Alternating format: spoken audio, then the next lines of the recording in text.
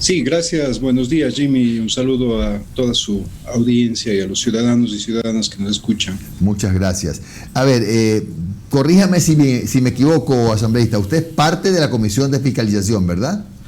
Así es. Ya. Ahora, hablábamos hace un momento con el asambleísta Helio Peña y nos decía que existe un vacío legal que permite, entre comillas, que el presidente de la Asamblea se quede 6 meses, un año, año y medio, yo que sé, que el tiempo que quiera, con procesos que ya han sido calificados por el CAL y que deberían ser remitidos a la comisión. ¿Por qué no se remiten a la comisión, asambleísta?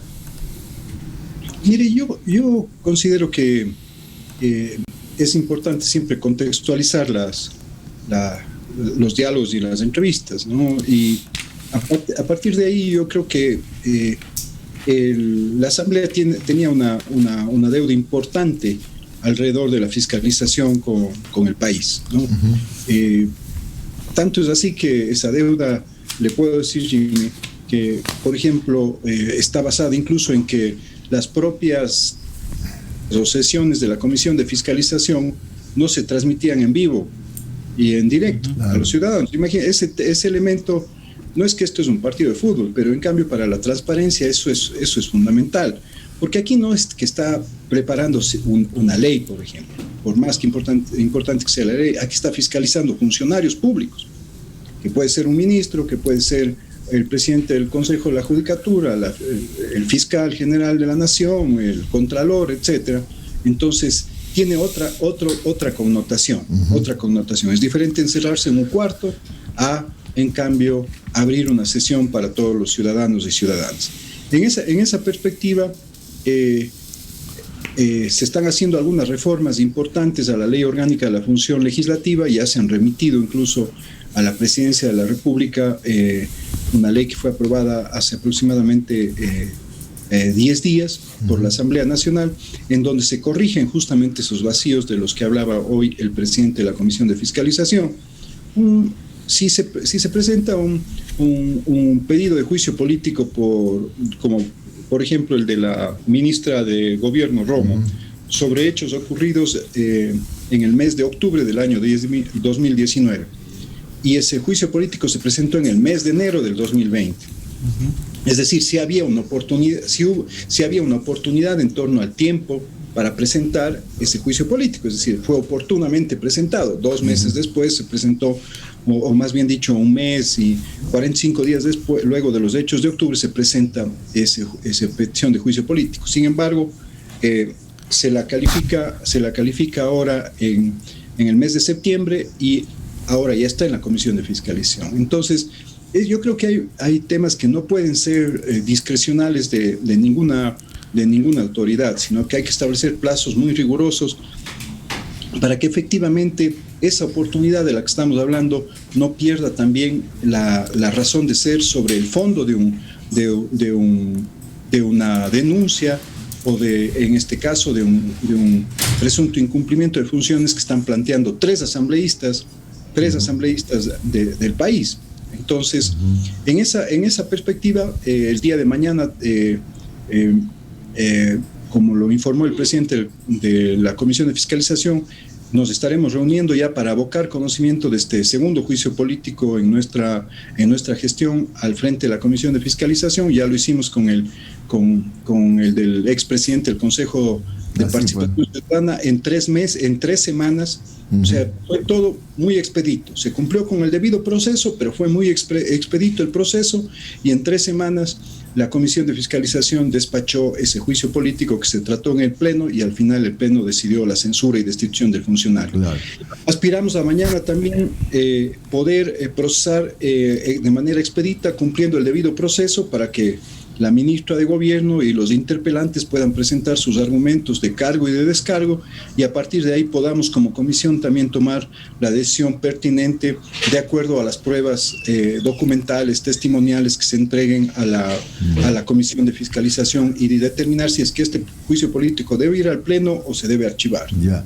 Asambleísta, a ver, yo no sé si esto sea algo que esté en la ley o pueden los fiscalizadores, que son ustedes, tomar una resolución. Hay otras preguntas que están planteando 3 asambleístas que no son las que originaron el juicio político. ¿Se las puede ventilar como parte del juicio o, como dijo el presidente, hay que hacer otro juicio para esos otros temas? Mire, yo discrepo con ese criterio, porque en realidad la causal para censura y destitución de un funcionario público es incumplimiento de sus funciones. Entonces, ¿cuándo se dilucida el incumplimiento de funciones? En el término de prueba. Entonces, en el término de prueba, usted puede, para hacer el tema más sencillo, para que nos puedan entender todos los ciudadanos y ciudadanas que nos escuchan y nos ven a través de su medio, haga en un juicio, por ejemplo, en un juicio civil, en una demanda, usted incluye los argumentos cuando presenta la demanda, pero en realidad usted en el término de prueba, usted puede incluir toda la prueba adicional que considere pertinente. Claro, otros elementos. Por supuesto. Entonces, en este caso en concreto, no sería un nuevo proceso si es que hubiese otra causal para la destitución. Pero se ha presentado un juicio político por incumplimiento de funciones para la ministra de Gobierno. En el término de prueba habrá que determinar qué pruebas, valga la redundancia, se presentan para demostrar ese incumplimiento de funciones. Entonces, desde mi perspectiva, es completamente válido que en el término de prueba se incluyan efectivamente todos los argumentos y todos los documentos y todos los testimonios que consideren pertinentes los asambleístas interpelantes para determinar ese presunto incumplimiento de funciones. Y lo que tendrá que hacer la comisión es valorar esas pruebas y determinar efectivamente si existe incumplimiento de funciones. Mire usted lo que acaba de pasar con el presidente del Consejo de la Judicatura. El presidente del Consejo de la Judicatura, si bien incumplió sus funciones por haber elaborado un reglamento que lo debía haber procesado el Pleno del Consejo de Participación, sin embargo, también conoció la Comisión de Fiscalización la obtención fraudulenta de un carnet de discapacidad, que después le permitió beneficiarse con disminución de impuestos y que le permitió también beneficiarse, por ejemplo, y que obviamente lo ocultó cuando sacó su licencia para manejo profesional. Entonces, si bien estos no necesariamente eran elementos que podían constituir prueba para ese incumplimiento de funciones, sin embargo, fueron medularmente importantes para determinar los actos inmorales o ineptos que había cometido el funcionario que fue ya censurado y destituido. Claro, cabe el ejemplo. A ver, ¿usted coincide o no con la candidata a la presidencia por Alianza País, Jimena Peña, en el sentido que hace mucho tiempo Alianza País no ha sido parte del gobierno de Lenín Moreno, no ha tomado parte tampoco en las decisiones, que no están en la mesa chica, ni en la grande, ni en la mediana? Incluso le pide que renuncie como presidente de Alianza País. Así es, incluso que no ha ejercido el presidente Moreno su cargo de presidente del partido. ¿Usted coincide con lo que dice la candidata a la presidencia de Alianza País? Mire, no solo coincido, sino lo ratifico, ¿sí? Es decir, yo creo que no es todo, más bien dicho, es muy evidente para todas y todos los ciudadanos que del plan de gobierno que se planteó en el año 2017, con el que ganamos las elecciones, ganamos las elecciones, incluyéndonos todos los que y todas las que hicimos campaña por Lenín Moreno. Sin embargo, no fue cumplido ya durante estos prácticamente 4 años de gobierno. En otras palabras, Jim, nosotros ganamos las elecciones, pero perdimos a un presidente. Perdimos a un presidente que ha incumplido completamente el mandato de su movimiento al que él se pertenece, incluso al que él preside, y es evidente lo que está sucediendo en el país. Hemos pasado nuevamente a responder a a los requerimientos de la banca internacional, y usted sabe que, y esto obviamente por un manejo realmente muy triste y muy pobre alrededor de los temas sociales, el tema de educación, el tema de la salud. Mire usted, se suprimieron tantas partidas presupuestarias para el sistema de salud ecuatoriano hasta el año 2019, y de igual manera se ha hecho en el 2020, y la factura la pasamos en el COVID. Este rato estamos licuados, obviamente porque los medios de comunicación tradicional nos pretenden engañar, siempre dándonos información relacionada a los otros países, ¿sí? Pero sin embargo, cuando pasamos el peor momento del COVID, que fue entre marzo y julio de este año, ocultaron muchísima información. Claro, ahora obviamente que pretendemos hacer comparaciones que son incluso necias, ¿me entiende? Compararnos con otros países, como con la propia Colombia, que tiene 45 millones de habitantes, y ese tipo de cosas, lo cual es un absurdo, Jimmy, definitivamente. Y esos son los temas que denotan y determinan también un incumplimiento total de ese plan de gobierno. Así que yo corroboro, no solo coincido, sino corroboro, y yo ratifico lo que ha dicho nuestra compañera Jimena Peña, alrededor de que nosotros ganamos las elecciones, Alianza País ganó las elecciones, pero perdió un presidente en el camino que ha incumplido justamente con ese plan de gobierno. Asambleísta, muy buenos días, les saludo a Omar Jaén.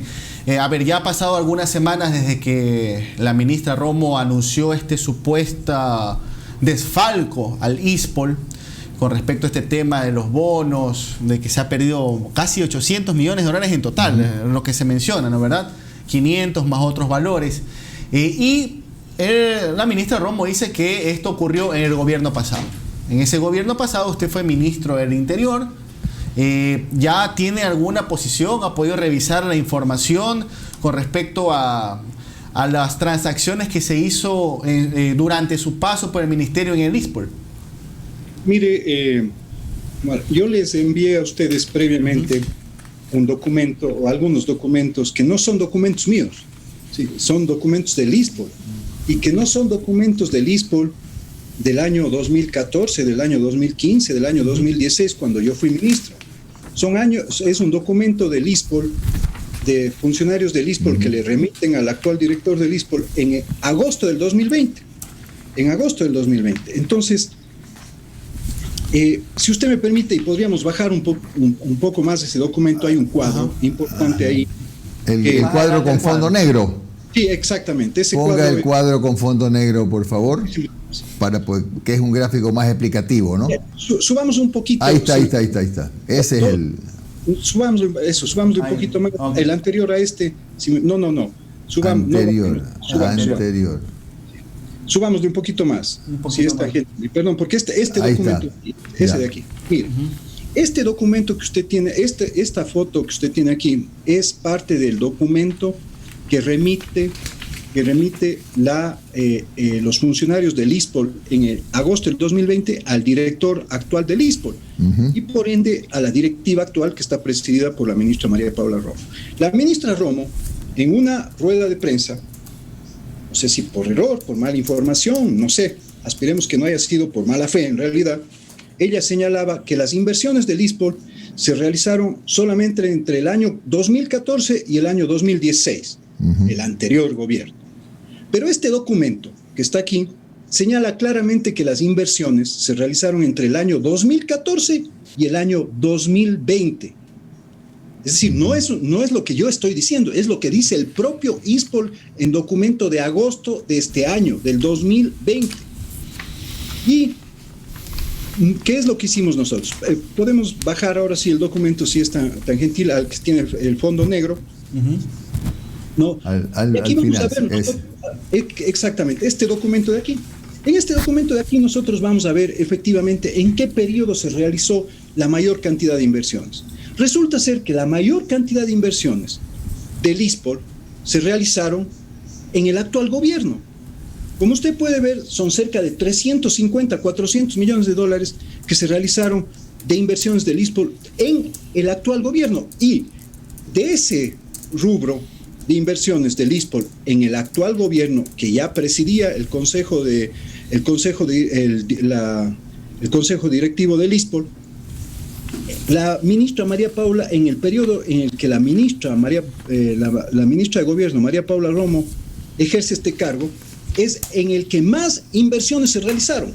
Se han realizado 155 millones de dólares. En el del exministro Toscanini, 41 millones de dólares. Y en el periodo del exministro Navas, 149 millones de dólares. ¿Sí? Pero aquí hay un dato adicional que se debe mencionar, Jimmy y Omar, que ustedes lo pueden ver a la izquierda del cuadro, ¿no? Hasta el año 2016, hasta el 21 de octubre del año 2016, quien presidía el directorio del ISPOL eran los comandantes generales de la policía. ¿Sí? Entre ellos se refieren a las inversiones desde 2014 al 2020. Entonces tenemos un comandante general, Fausto Tamayo, que durante el periodo de él, que se hacen, si no estoy mal, 30 millones de dólares de inversiones. Durante el periodo en el que es comandante general encargado el actual viceministro de la ministra Romo, el general Patricio Pazmiño, se hacen 24 millones de dólares de inversión. Luego de esto, el comandante general Diego Mejía, 123 millones.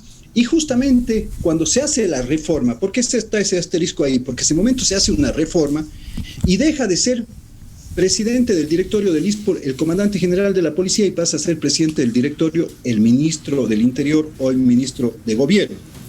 Y yo estuve nada más y nada menos que 20 días al frente del ISPOL, del directorio del ISPOL, porque yo a partir del 21 de octubre, el 15 de noviembre del 2016, yo renuncio para ser candidato a asambleísta, cargo que estoy ocupando actualmente. Entonces fui 20 días miembro del directorio, presidente del directorio del ISPOL. Y luego vienen dos, Diego Fuentes como ministro encargado y el exministro Pedro Solines, claro, también como asambleísta. Pero mire, aquí en conclusión, Jimmy, ¿a dónde nos lleva este cuadro? Este cuadro que está elaborado sobre la base de la información del propio ISPOL. ¿Cómo puede ser posible que la ministra, que tiene el micrófono abierto de los medios tradicionales, salga a decir salga a cometer tamaño error o salga a decir tamaña mentira, a decir las inversiones que realizó el ISPOL entre el año 2014 y el año 2016, cuando en realidad las inversiones fueron entre el año 2014 y el año 2020? Bien, entonces, este es un elemento sustancial que yo me permito plantear un elemento también clave aquí. Aquí está en juego la plata de los policías. A eso iba, asambleísta. La pregunta es, ¿esa plata está perdida o es un dinero que existe, que está en papeles, que ha perdido su valor por la renegociación de la deuda, etcétera? Mire, Jimmy, vuelvo a insistir. Este es un tema que tiene que determinarlo la justicia, la superintendencia de compañías, la superintendencia de bancos. Ellos son los que tienen que dar estas respuestas. Los miembros del directorio actual, durante cuyo periodo es donde se ha realizado el mayor rubro de inversiones. Pero es fundamental también que la Fiscalía, si usted me permite, y la función judicial hagan una investigación a fondo de este tema y determinen que si hay irregularidades en esas inversiones, esas irregularidades, para quienes las cometieron, ya sea por negligencia, ya sea por omisión, por acción dolosa, sean efectivamente sancionadas con el máximo rigor de la ley. Los policías salen a la calle, a defender a la gran mayoría de policías salen a la calle a defender a nuestros compatriotas de la delincuencia. No puede ser que ahora se quiera plantear esto también como un problema del anterior gobierno, cuando están aquí los documentos evidenciando que efectivamente hay una presidenta del directorio que tiene que responder por las inversiones que se han hecho durante su periodo y hay un gobierno, que es el gobierno del presidente Moreno, que tiene que responder de las inversiones que se han hecho durante el periodo que ellos han estado al frente del ISPOL. Asambleísta, ¿usted conoce al señor Cherres? ¿Tiene amistad? ¿En algún momento tuvo algún tipo de vínculo con él? Por supuesto que lo conozco. Por eso mismo damos la cara. Yo lo conocí a él cuando él, conjuntamente con cerca de 80 motociclistas en un club de motociclismo, llegaron a Pedernales por el terremoto del año 2016. Hicieron una importante contribución con la que se pudo alimentar cerca de 15 días a todos los ciudadanos afectados damnificados por el terremoto. De ahí la foto. De ahí la foto. Mira, la foto es la que yo mismo publico, pues, ¿me entiende? Como presidente de la Asamblea, porque cuando soy presidente de la Asamblea le entrego una condecoración a ese club de motociclistas aquí en el Ecuador. Pero que de ahí me venga a decir a mí que con esa foto me están responsabilizando de las inversiones que ha hecho la señora Romo. Por favor, yo no le tengo miedo a nadie. Yo no le tengo miedo a nadie, porque cuando hablo con la verdad no le tengo miedo a nadie. Si no le he tenido miedo a los delincuentes más peligrosos del país, que a propósito y entre paréntesis los seguiré combatiendo y los seguiré presentando y denunciando las irregularidades que se cometen, como estas denuncias que vienen a presentar los abogados de estos criminales, los voy a seguir enfrentando. Y cuando tenga efectivamente que decir la verdad o afrontar a cualquier error que incluso se pueda haber cometido, lo voy a hacer, así lo he hecho, pero aquí no nos van a venir a intimidar este momento, y además con este gravísimo error que cometió la ministra Romo, ¿no? Al decir que las inversiones solo fueron entre el 2014 y el 2016, cuando las inversiones fueron entre el 2014 y el 2020, y el mayor periodo de inversiones se realizó durante el gobierno del actual presidente, y la ministra Romo, en el periodo de ella, es donde se realizó además el mayor número de inversiones o el mayor monto de inversiones, incluso durante este periodo, ¿no? Gracias al asambleísta José Serrano, que ha estado hoy en vivo en Un Café con JJ. Un buen día, asambleísta. Gracias, muy amable. asambleísta.